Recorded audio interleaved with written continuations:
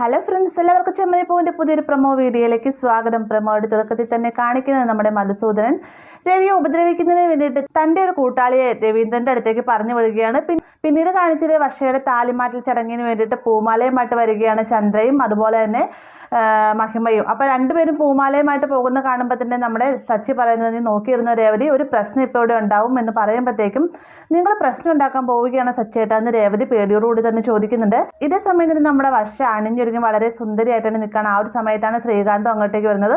ശ്രീകാന്തിനെ കാണാനും വളരെയധികം സുന്ദരനാണ് കേട്ടോ. നമ്മുടെ മഹിമയും മധുസൂദനവും കൂടി മാറി നിന്ന് സംസാരിക്കുകയാണ്. സംസാരം എന്നത് സച്ചിയെ പ്രകോപിപ്പിക്കുന്നതിന് വേണ്ടിയിട്ട് താൻ ഒരുക്കിയ ആൾ ഇപ്പൊ തന്നെ വരുമെന്നും സച്ചി ബഹളം ഉണ്ടാക്കുമെന്നും അവസാനം സച്ചിയും ശ്രീകാന്തും തമ്മിൽ ഉടക്കി പിരിയുമെന്നുമൊക്കെയാണ് മഹിമ പറയുന്നത്.